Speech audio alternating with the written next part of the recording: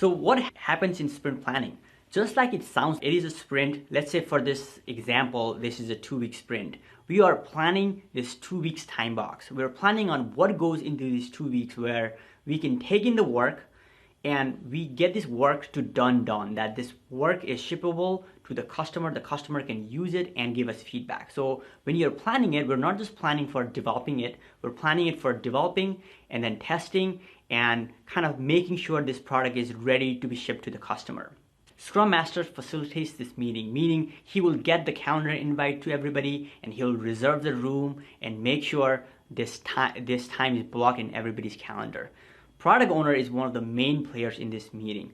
Product owner comes in and he understands the vision of the product, he knows the needs and the challenges of the product, and he's coming back to the team and he's saying that, hey, I know these items are the most important items to the stakeholder and this is the priority. And once the team looks at the priority, they can now say that, okay, well, based on this priority, these are the items that we feel very confident that we can deliver. But these 1 or 2 items we're not very sure about, or we need to do more research. So then it's pretty much a back and forth discussion between the team and the product owner. Maybe they're negotiating on what should be the scope of the sprint. And after the discussion, let's say it is a 2-week sprint, the planning will be for 2 hours. And in these 2 hours, they create a clear, concrete plan on how they're gonna work and how they're gonna create this potentially shippable item in this 2 weeks iteration.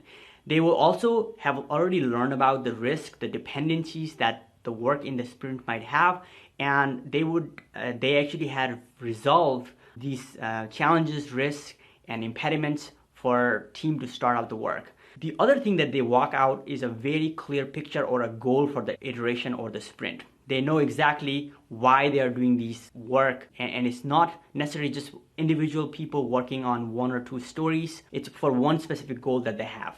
One last thing to remember is a sprint backlog comes out of the sprint planning meeting. Sprint backlog is the amount of work that the team member agreed to work on that sprint.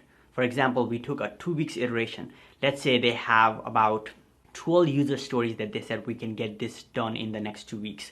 That is the sprint backlog. And let's just take an example. There are a few scenarios what happens in the sprint planning meeting. When I was a Scrum Master, team had come up with the sprint goal and team had already committed to a certain amount of user stories, and director of a product came back and said, oh, we need these 2 things done right away. So what would you do when you are running Scrum and somebody comes back and wants to add more scope to your sprint?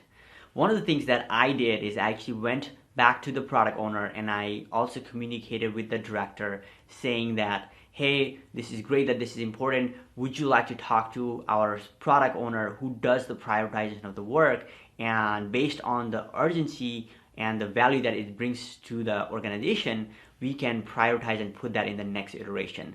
There was another time where this was peak season for this team where they would get a lot of production support, or they would have to support their customer base, where we knew that some of the tickets would come and team members would have to support these users. And one of the things that we did in the sprint planning meeting is we said, hey, this is already happening. How can we allocate some time, some buffer time, so we can also focus on supporting our user base, because this is a very peak 1 month of the year where we need to be there for our customers. So we allocated 5 story points per sprint for supporting the customer in that sprint.